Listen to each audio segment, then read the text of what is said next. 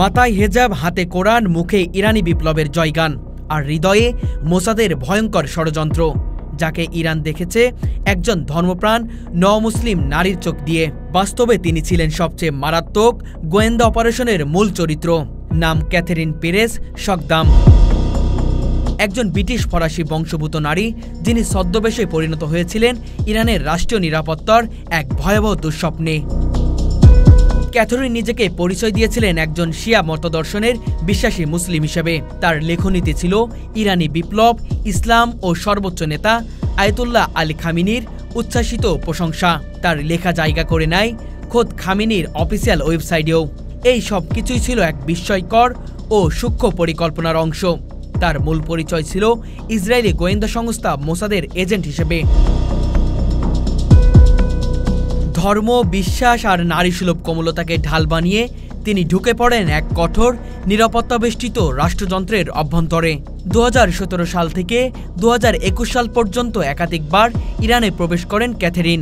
কখনো সাংবাদিক, কখনো গবেষক, আবার কখনো ইসলামী চিন্তাবিদ রূপে উপস্থিত হয়ে সহজেই মিশে যায় ইরানের রাজনৈতিক ও সামরিক অভিজাতের ভেতরে। এমনকি তৎকালীন প্রেসিডেন্ট ইব্রাহিম রাইসির সঙ্গেও তার সাক্ষাৎ ঘটে, যা ছিল এক বিরল সৌভাগ্য, অথচ ভয়াবহ বিপদের আগাম বার্তা। তার চলাফেরা, ভাবভঙ্গি ও ভাষায় এতটাই নিখুঁত ছিল যে কেউ বুঝতেই পারেনি এই নারীর চোখে লুকিয়ে আছে মোসাদের ক্যামেরা।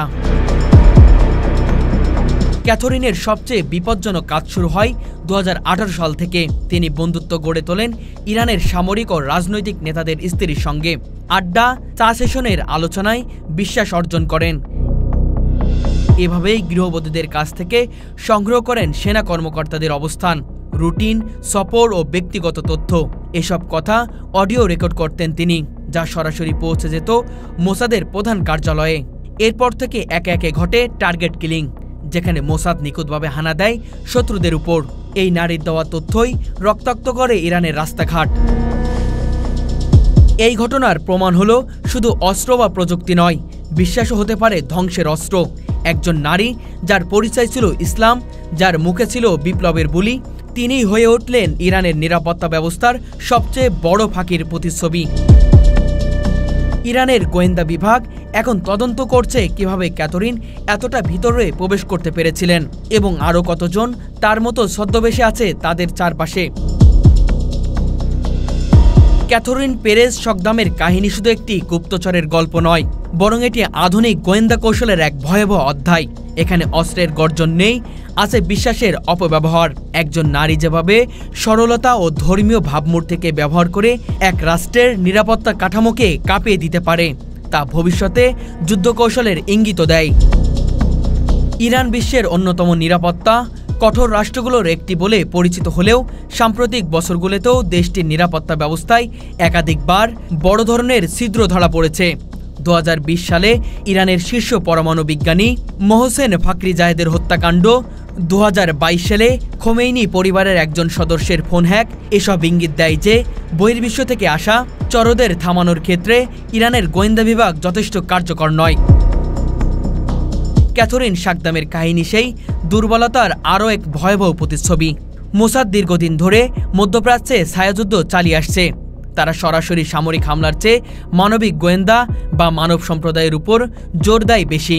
ইরানে প্রবেশ করা, সমাজে আত্মস্থ হওয়া এবং দীর্ঘ সময় ধরে তথ্য সংগ্রহ করা তাদের এক পরিচিত কৌশল। মোসাদ শুধু ইসরায়েলের নিরাপত্তা নয়, বরং রাজনৈতিক প্রেক্ষাপটে দুর্বল করতেও একাধিক গুপ্তচরকে নিয়োজিত করেছে।